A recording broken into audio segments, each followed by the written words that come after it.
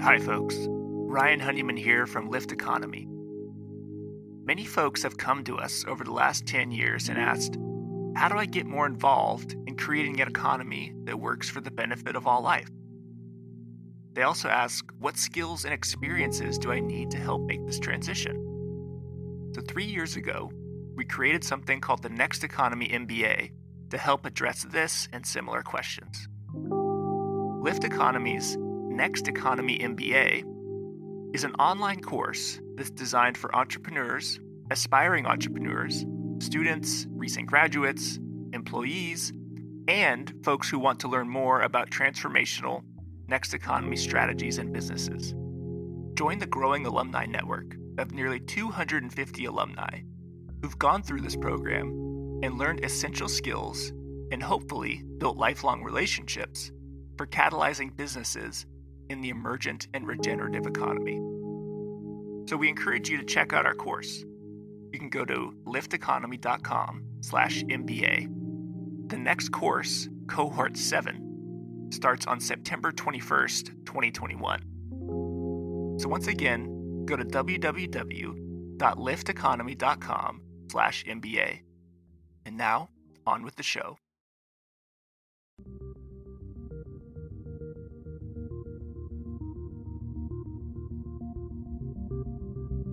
Welcome to Next Economy Now. The goal of this podcast series is to highlight the leaders who are taking a regenerative, bioregional, equitable, democratic, racially just, and whole systems approach to creating the new economy. Welcome, Vincent, to the show. Good to be here. Thank you, Ryan. Why don't we start off with Patagonia's culture? If someone were to ask you, how do you define or what is Patagonia culture? How do you kind of respond to that question? That's a hard question to give a one-sentence answer to. But I think that the key to the culture is that we came out of, a small band of climbers and surfers who were the first employees. People who were doing things they really loved to do, and at the same time had strong values about protecting the places they loved. For most of the people, I think originally back in the 70s, that was primary and the business was secondary. Now, that's not really true now, but at the same time, I think there's been a survival of people coming to work with their full selves intact. If there's a characteristic shared among Patagonia employees, is that they tend to be both cooperative and self-reliant, which is an interesting combination. Yeah, and with Patagonia's activism, I would almost argue that the business sometimes still feels just a way to make money in order to fuel the activism in a way. Yeah, perhaps in some ways more, and it depends on what you're doing at the company. If you're working all day long in IT or in accounting, you're aware of the company values and what it does, and that may be a strong motivator. It's a little different if you're working on the environmental team or you're working in marketing or communications and you're kind of on the front lines of this activity of the company, which is really trying to redefine what a business can do in an age of crisis. So we just changed our mission statement from build the best product, cause no unnecessary harm, use business to inspire and implement solutions to the environmental crisis. It's something we've had for 27 years. We've changed it to we're in business to save our home planet. So that is almost a kind of grounding for the company. And it's not something you concentrate on every day because you're making products, you're selling them, you're producing them, you're doing everything.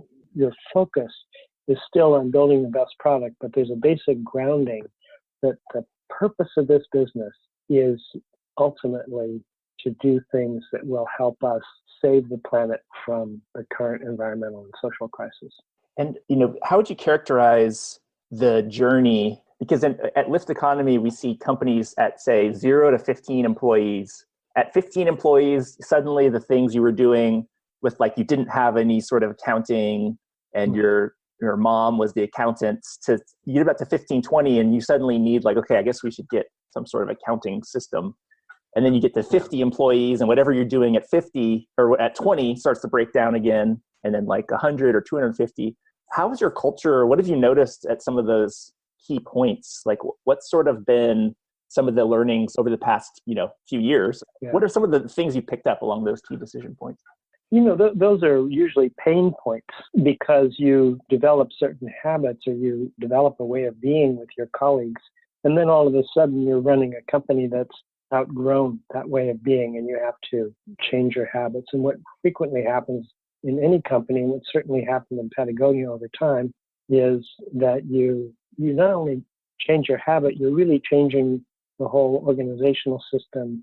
You're changing your computer software. You're adopting habits of a company that's larger than you are. And so what happens frequently is you bring in people from similar companies that are larger that understand the kind of system that you're about to put in. And what's happened at Patagonia when we've done that is to create a certain amount of tension between the people who have been there for a while and the people who are coming in. First of all, I think that there's an atmosphere of fear that people who have been with the company worry whether they're still relevant, and the people who are coming in worry whether they're going to screw things up, whether they're able to adapt what they've learned someplace else to this new culture in this new place. And it takes a while to integrate those groups, either within a department in the company or whether in the company as a whole. But once you do, then the dust settles and you're on your way to the next pain point when you have to once again reevaluate how you operate. I think your analogy is great. You start off, you've got 15 people and everybody's doing everything. And that was a tremendous benefit to us when we were Chenard Equipment and then Patagonia, especially with Patagonia. We didn't know what we were doing.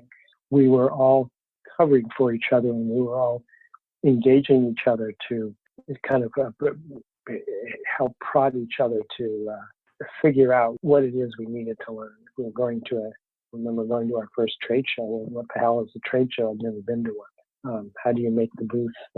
How do you plan to deal with the people?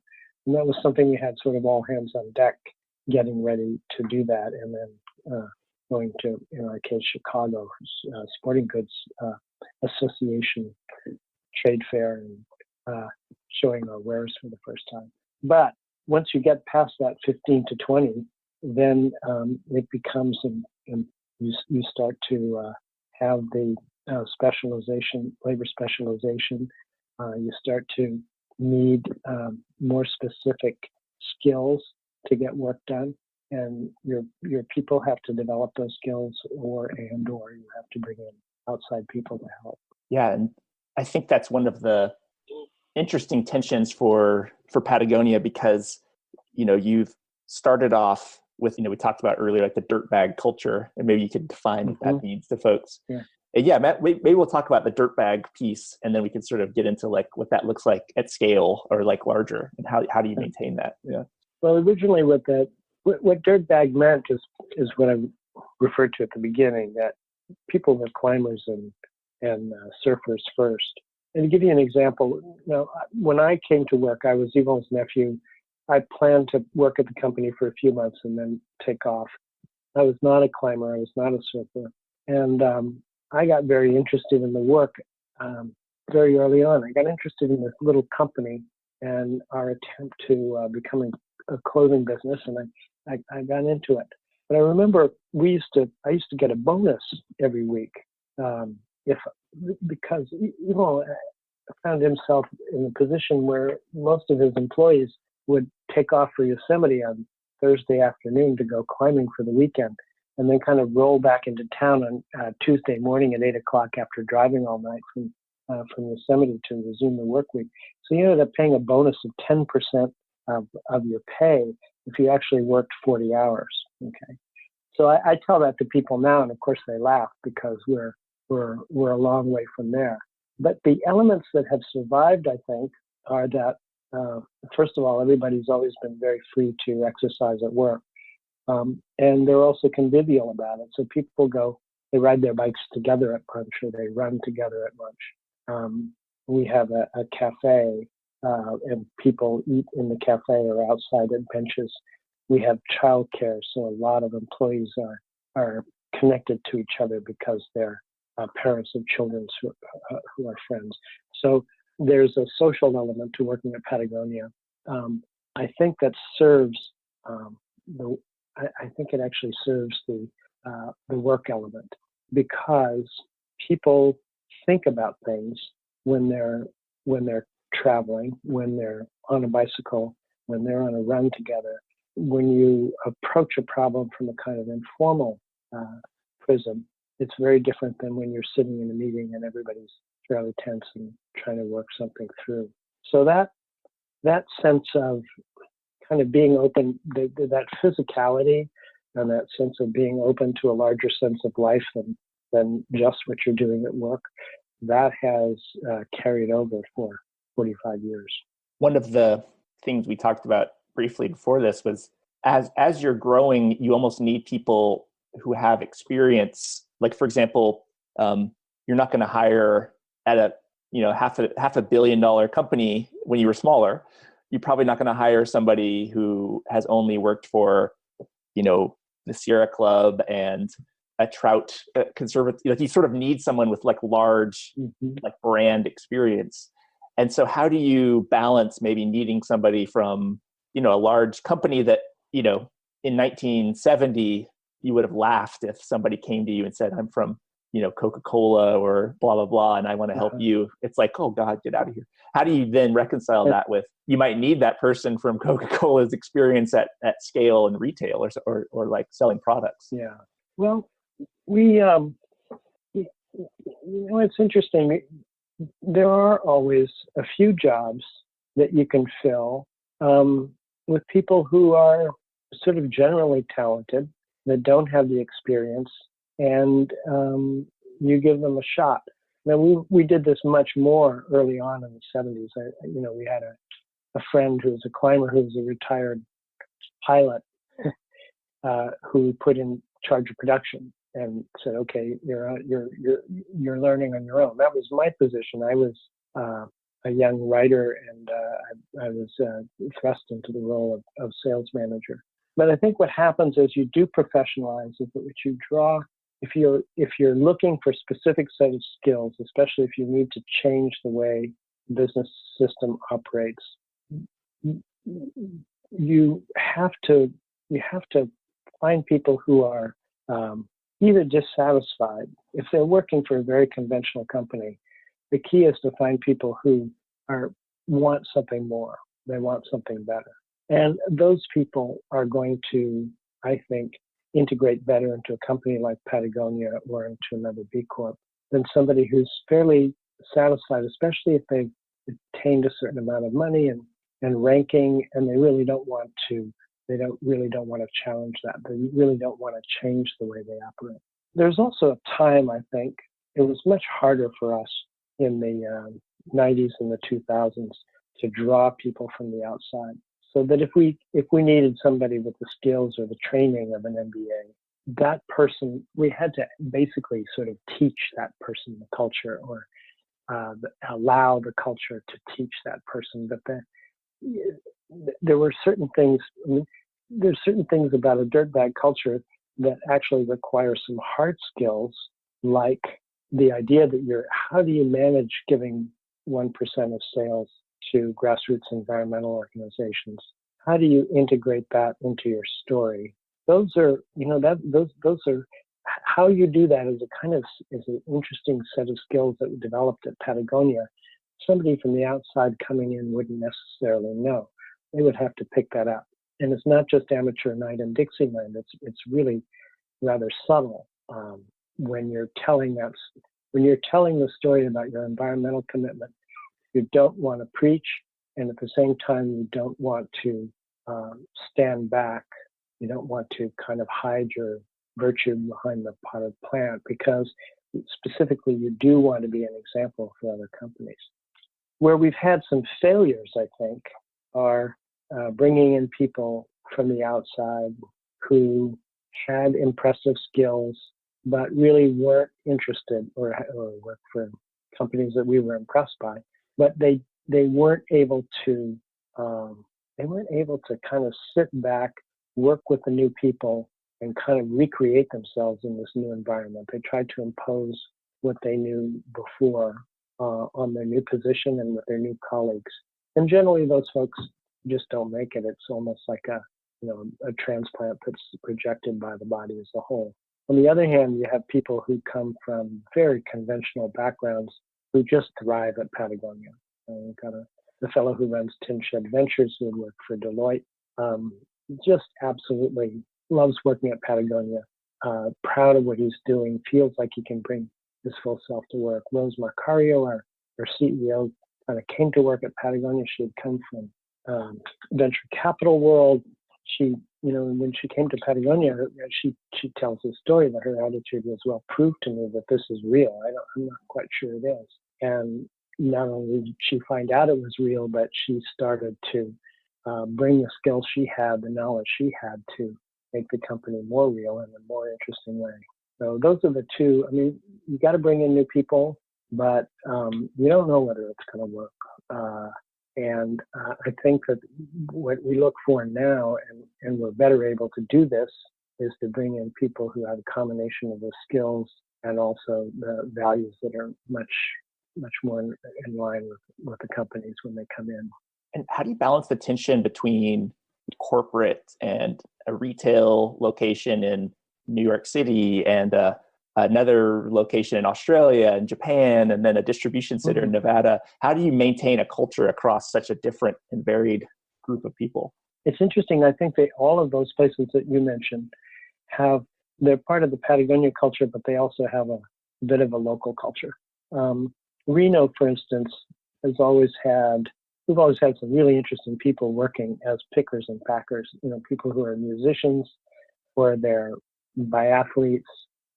They have something else going on in their life, and they're supporting that through working at Patagonia. And these are not the most engaging jobs in the world, but they like having the colleagues at Patagonia, and they're great at what they do. Similarly, in retail, if you go into a store in New York or you go into a store in Austin, Texas, you're going to get the same treatment. One of the things that's critical, I think, is that if you walk into a Patagonia store and you've had a problem, if you bought a jacket with a zipper that's broken, or you have something that you need to exchange, you're never going to have to talk to more than one person. The first person you talk to is going to help you with that problem and help you walk out with a solution. You're not going to get referred to a manager and the manager's manager. So that sense of agency is at work in all of our employees, including at the retail level. But you will notice a change if you're in Austin versus New York City, because the local people will reflect the sort of cultural inflection of where they are. Whether the Portlanders will be like people from Portland. The Austin the people in Austin will reflect the culture of that town. In New York City, we have a lot of people who are artists and doing other things that would bring them to New York City, or they have partners who are doing that. But overall, you would see that as a kind of overlay rather than as a separation. One of the challenges for any company is getting the right people. I think I've heard somewhere, you tell me this is incorrect, but like 900 applicants for any one position that's open at Patagonia or something like that. Yeah, it depends on what the position is. Yeah. But no, we have a lot now, and so that really helps because we're really able to go for both. We're able to go for as close a fit as we think we can find. Yeah. And how did you the whole "let my people go surfing" philosophy? How does that play out with someone in a retail store or a picker in Reno? Because in Ventura, there's an ocean, and it's like if you're, if you're only, in the early days, I can see it's very easy to just go surf. But how do you sort of actualize "let my people go surfing" on a global brand? How does that flexibility to play into the larger workforce? Well, I think the way that manifests itself is that for instance, if you're working a retail floor and you want to take a long trip to go do a climb, or you want to, we have an environmental internship program where people can go to work for 2 months with up to 2 months, and the company will pay we'll pay the salary while you're gone. So there's a kind of flexibility there to encourage people to, that allows people to do things not exactly related to their job. I think in Ventura, there's a very interesting thing that people really do cover for each other. So, it's really understood that if the waves are filing, you're going to go out and you're going to go surfing, and then you're going to catch up after hours or by working more in the evening. There's also, I think, because of our family-friendly policies, we're really good about, fathers as well as mothers get 4 months off after birth. And there's a long tradition in the company of sort of covering for people who are on leave. So those things, I think, help keep that kind of let my people go surfing culture going. There is an attitude that this is not something that you have to pretend you're not doing. You don't have to pretend you're not running before lunch. It's quite everybody else is doing that, and everybody else is going to support you doing that. I'm glad you brought up the family leave policy, because I think we'll go into that more deeply maybe on the strategy session. But in terms of, we had talked about this last time a little bit around the winners take all book, and Anand Giridharadas talking about it's great for companies to have unique practices that are beneficial to their employees, but what about focusing on policy that affects people more broadly? And I feel like Patagonia actually does that on activism, and it's it's not just about we're going to make more environmentally friendly clothing. Like, I feel like you really look at what kind of policies can we change, and so how does what is the culture of towards getting out there and being more engaged, and how does that maybe let's talk. I mean, I know we'll probably talk about activism even more next time, but I am curious with this thread, how do you approach activism, and what do you view your role as Patagonia in sort of addressing environmental issues in the world? I think that the overall evolution has taken a long time. But if you look at, so we came up with that initial mission statement that I mentioned in 1991, and we just changed it last month. And if I look back at 1991, when we adopted the initial mission statement, it was really aspirational, but it wasn't really very true. We hadn't yet switched to organic cotton. We hadn't yet introduced recycled polyester. So when we're talking about causing no unnecessary harm, there wasn't much to back that up. We hadn't done much to use our business to inspire and implement solutions. But over time, 27 years later, you can look at that and you say, yeah, we did this, this, and this. We've really come to inhabit that activity. That is a part of daily life. Every manager, if I'm a product manager, I know I've got to hit my sales and my margin goals. I know that I have to be I'm responsible for bringing out product that's innovative and years ahead of the competition. But I also have to deliver more products in fair trade certified factories. I have to solve some of the chronic environmental problems that I've had with my line. I'm held accountable for those things.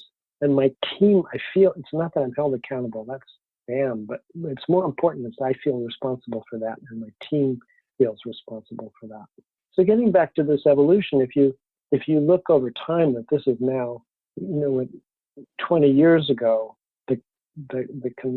basically our sustainability department, which no other company had at the time, served a kind of advisory role in which we would talk to people in production or in design or in the catalog about coming up with recycled paper of high quality.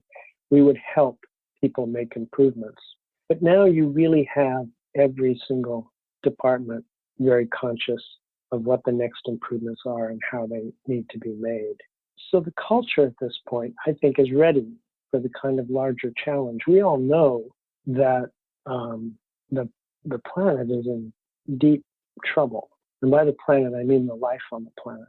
There are there's news every day. We know very well in California about the effects of climate change from the fires we've had. We know this week there's a headline about ocean acidification and ocean warming is happening 40% faster than it's been and was anticipated.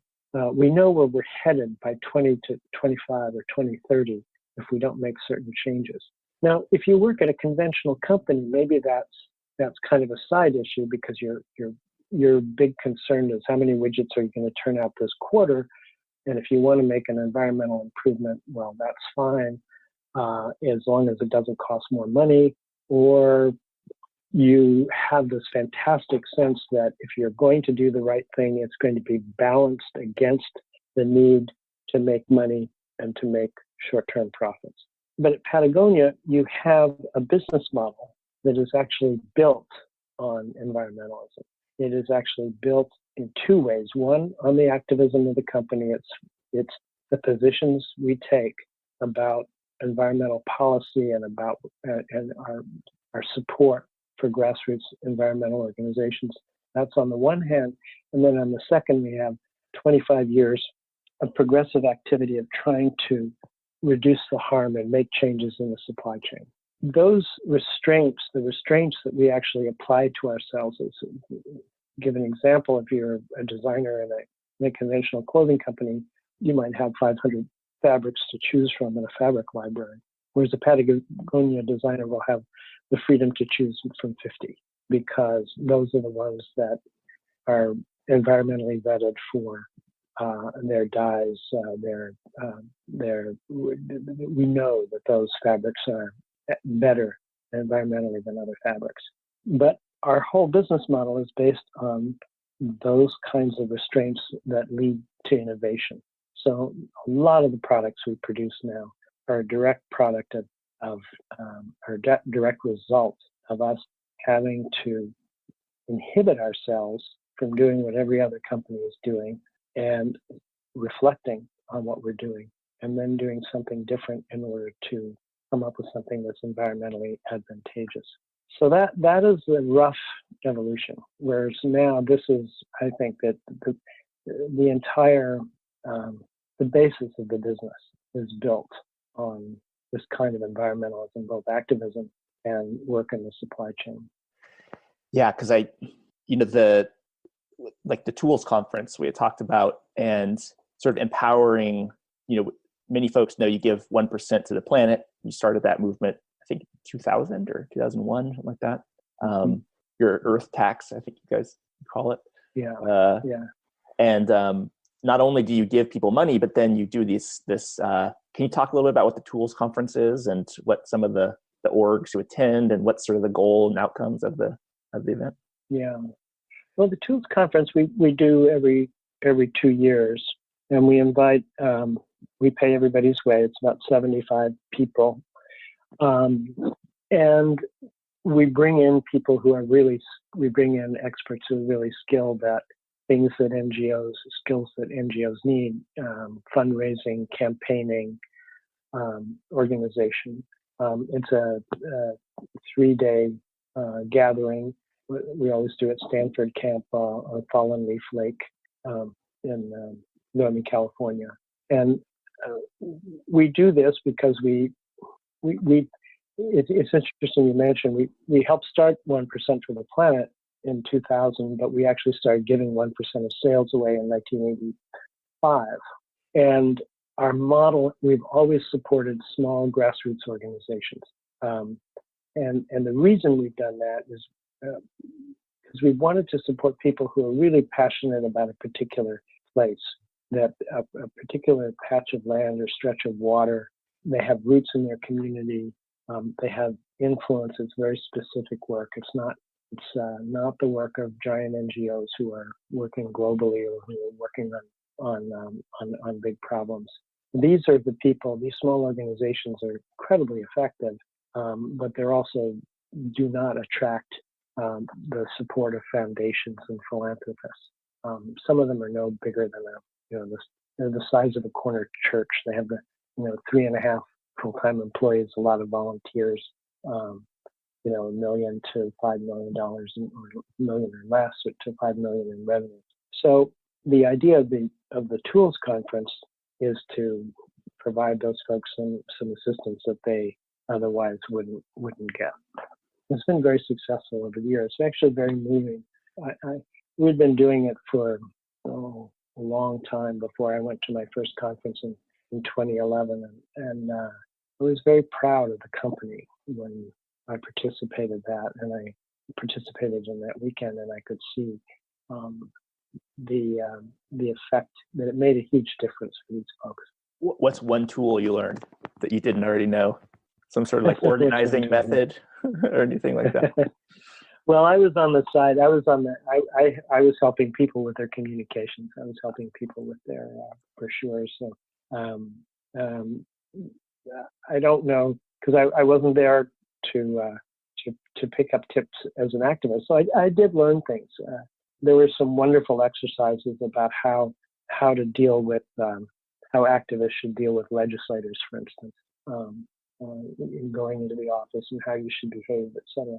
So I really enjoyed the perspective, but I'm not sure there was a specific skill I picked up. That's interesting, considering our current. Do you remember anything about what they're supposed to do? That's actually an interesting topic.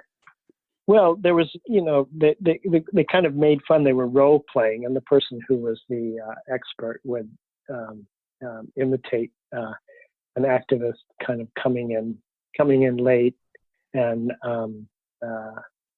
sort of disrespecting the legislator or the legislative assistant, and raise the question, if you were talking to anybody else, if you're talking about somebody who you want to engage their cooperation, you're asking them to do something for you, about how to come across when you're doing that.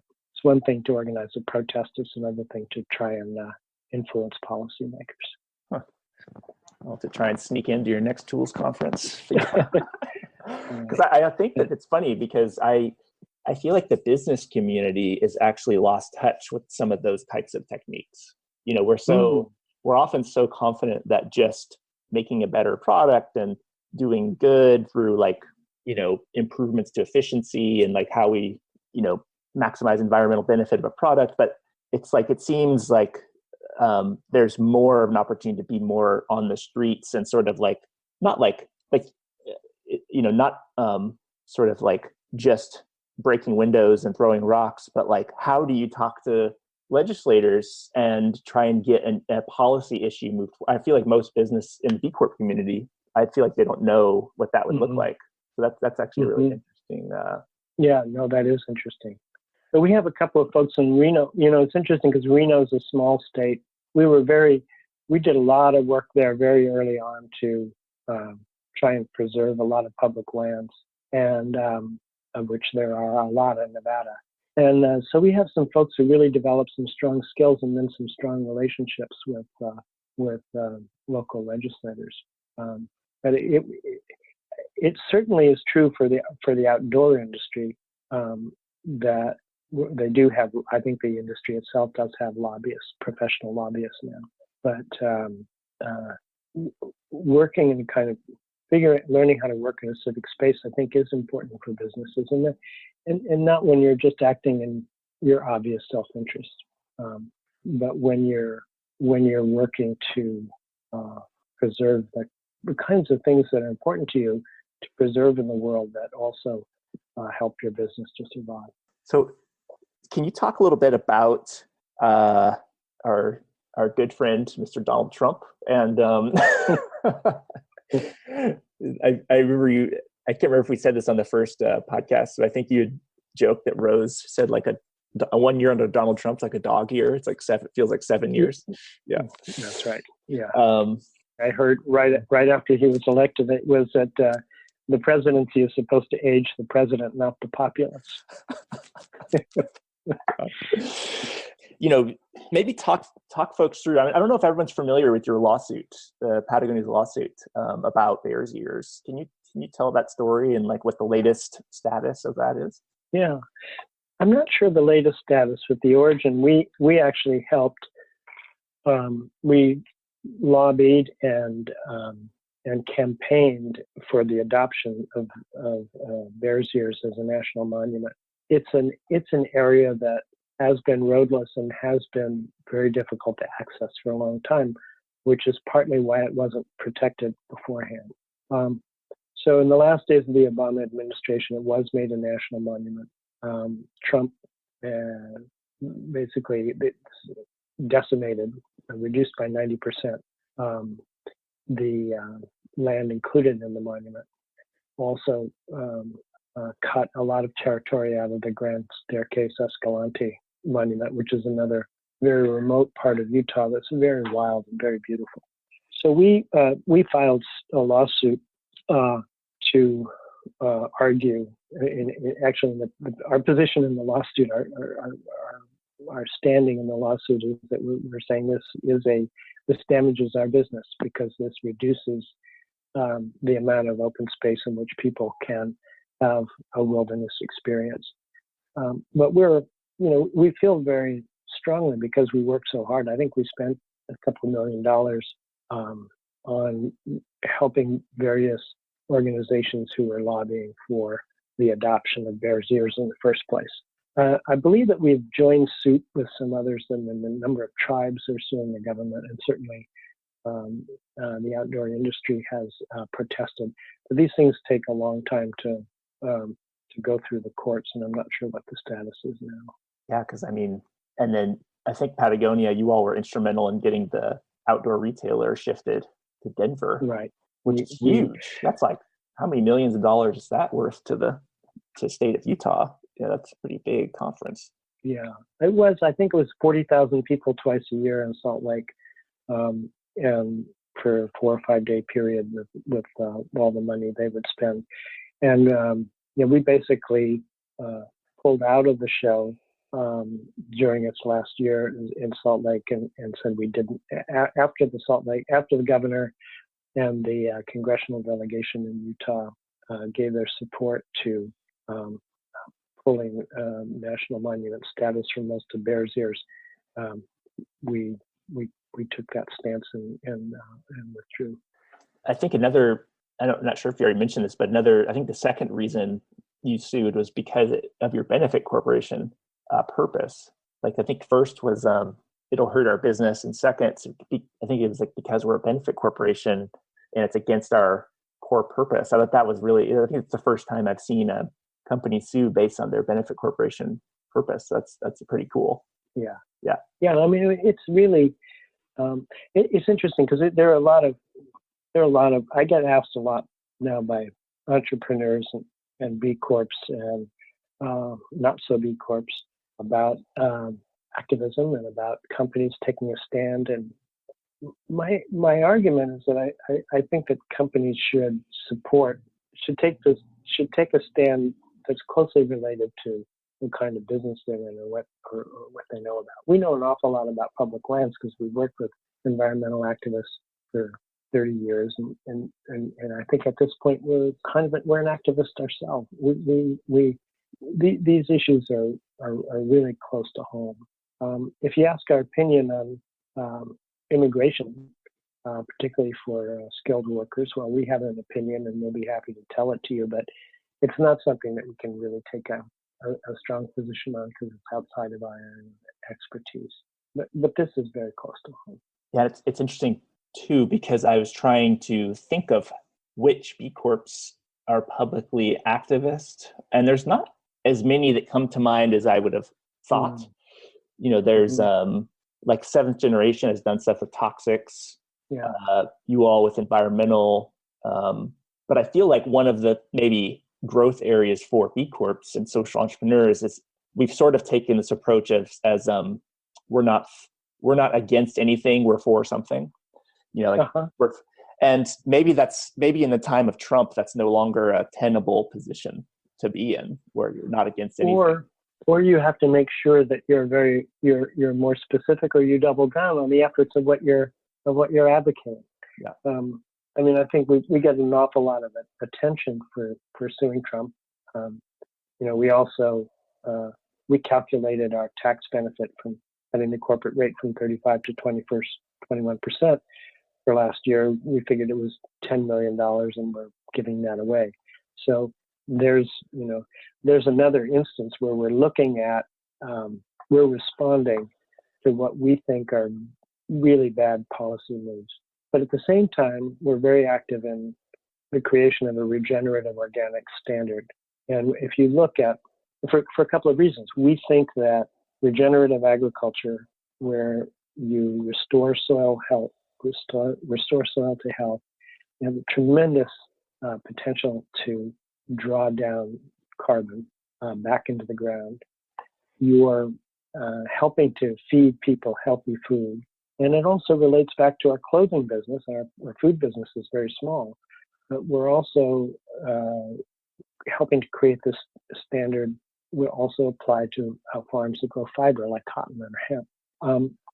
And I think that more companies can certainly comfortably pursue that kind of work and say, listen, in 2050, the world is going to, what do we want our business to look like in 2050? How do we want our business to help regenerate the health of the planet and also the health of communities? Everybody can do that.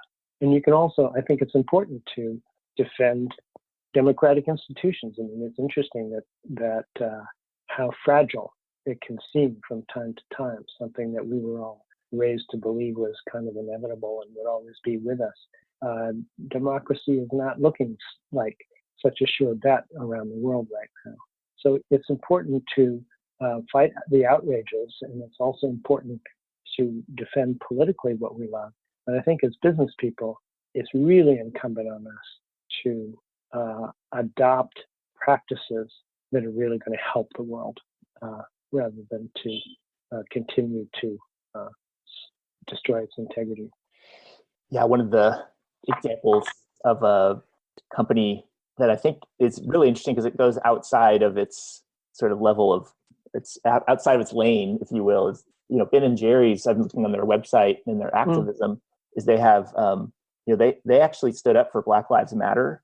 They have been big on democracy, like Fix the Voting Rights Act, fair trade, obviously it does affect LGBT equality, refugees, in addition to climate justice and GMO labeling. Mm-hmm. So it's interesting how even going outside of that, I feel like maybe some companies, like I'm just personally interested in how that can be applied in our social business world, is like sort of stepping into maybe areas that we believe passionately about, and maybe trying to influence policy as well. Right. I think my major concern is if companies take social and political stands, are you doing something that you can stick with forever, or is this something that's just going to be the topic? I'm not talking about Ben and Jerry's. I'm just speaking in general about there's a purpose has now become a buzzword or kind of fad, and so people, if when people start to define their purpose, I would hope that it has something to do with the core of their business, something that they can keep up and develop over time, rather than treat as a kind of a campaign that they get into and get out of in a year or two. That's a great point. Yeah, no one can argue that Patagonia has been dedicated to environmental activism since day one. This is no passing fad. Yeah. One other issue we've talked about too is like this sort of diversity, equity, inclusion, and like this sort of awareness and consciousness that I think many of us are experiencing around just with the popularity of social media and this sort of, I almost feel like in a way it must be somewhat like when in the civil rights movement, like seeing the pictures in Alabama of the police like spraying the African American protesters. Social media has done that around police violence and other, and so I'm curious with Patagonia, like how do you see the social side of like the environmental justice side? I think like is solid in Patagonia. How do you see sort of like diversity, equity, and inclusion, and where that fits into the future for Patagonia? Yeah, I think that it's been an interesting area for us. I think very early on we had a high percentage of women in senior positions. And so, and that was something we were proud of. And it's still true that if you look at the number of, our CEO is a woman, and if you look at the vice presidents of the male versus female ratio, I think it's slightly higher among women than men. But the racial diversity has been another matter, and there are several reasons for that. One is Ventura is it's a pretty white town, white and Hispanic. That within the outdoor industry, there was tended to be white and upper middle class that were making a product that tends to have a higher income, upper middle class customer. So when we started to a few years ago, we started to take do some more soul searching on this, and I think we had an offsite in Yosemite. A couple of things we started off with were to really look at our internship program and to make sure that we were really proactive in making that racially diverse. And then looking at the issues. So it's not just a matter of hiring people of color. It's also a matter of making sure that they have their full voice, that they're not tokens, that they feel that that they belong in the company as much as people from majority white culture do. So I think we're in the early stages of that, but even kind of making the decision to address that, I think, has made a difference. Certainly in our retail stores, we're more diverse because we're mostly in cities, and it's also starting to be true in Ventura. And I think we now see that we see it as a positive value in the way that we saw it as a positive value to have not even just equal representation by women, but higher representation by women, because they bring something to the table. And I think that there's an understanding now that different ethnicities and different class backgrounds bring something to the table at Patagonia that we haven't had before, and that we're going to need over the next 20, 30, 40, 50 years. Yeah, it's funny. In conversations this has been one of my main topics in the last several months, is just what is the role of a white male in racial justice conversations. Yeah. And I actually have, in a weird way, quoted Yvonne, who said, it's like the video launching provisions, he says, nature thrives in diversity. And he was showing the monocrop pictures, and then a rainforest or permaculture. Yeah. And I was like, wow, most B Corps were sort of monocrops. We're a little bit too heavy on the monocrops. Yeah. And we're not even really following what nature actually thrives on in terms of racial and cultural and ethnic diversity. So that's been a good visual for me, is this isn't just you should do this because it's, we hope it's good for business, or it's this is the way that, if we model nature, this is the best way. Yeah. To get it's a good thing. It's a good thing to do. It's not just that you're removing an injustice, you're also creating, the potential for improving the society. And I think it's hard. I'm not only white, I'm old. So I'm white, old, and male, and so it's not exactly as though I come to the conclusion every morning that my time has come. But to your point about what is a white person doing, talking about racial equality, James Baldwin said, sort of very famously and very right, he said that racism is not a black person's problem. Racism is a white person's problem.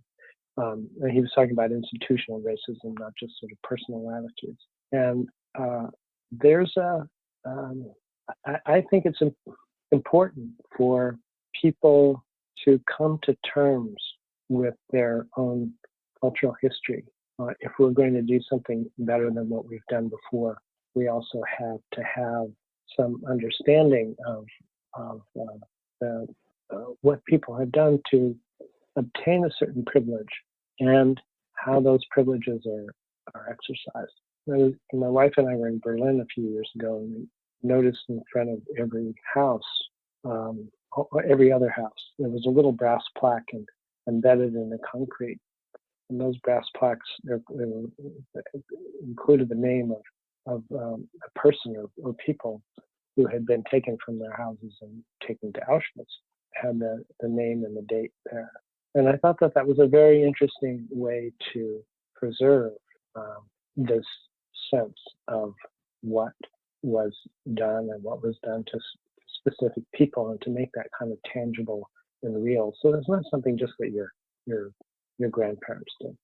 This country has a wonderful history of creating all kinds of opportunities. It also has a history of marginalizing and destroying the original population, and of bringing people in chains to work to create industrial agriculture in the Southeast in the 19th century.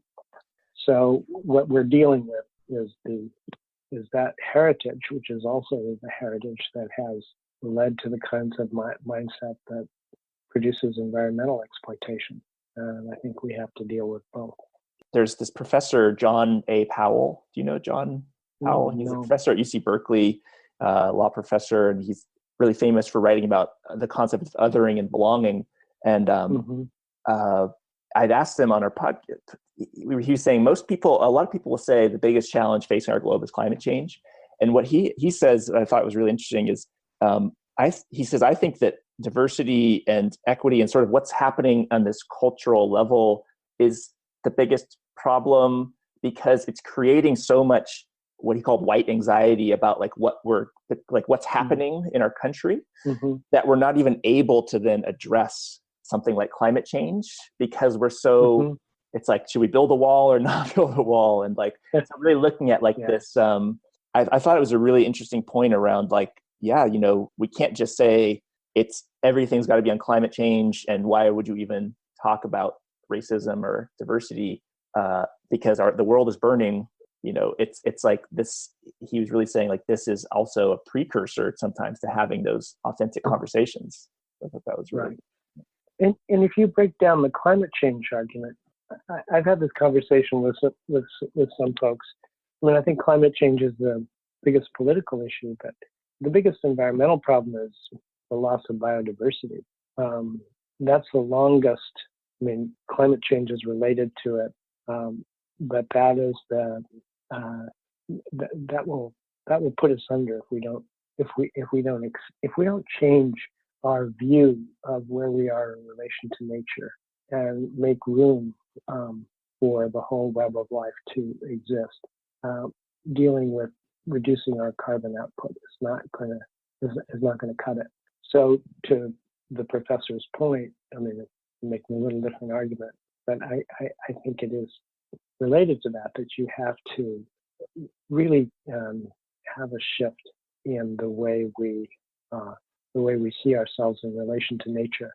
And I think that the way you make that shift visible and that you make that shift possible is to engage in activities that allow people who have never thought about this to imagine something different. So it may be that everybody's wrapped up in anxiety about their past or about their standing in the world. But one way to get around that anxiety is to create positive models that show the way beyond that, to show that there is a better way to live. Next Economy Now is a production of Lift Economy. To listen to all of our episodes, go to lifteconomy.com/podcast. That's LIFT economy.com/podcast. You can also sign up for our monthly newsletter at lifteconomy.com/newsletter. Please also rate and review our podcast on iTunes, Spotify, Stitcher, or wherever you get your podcasts. Thanks for listening.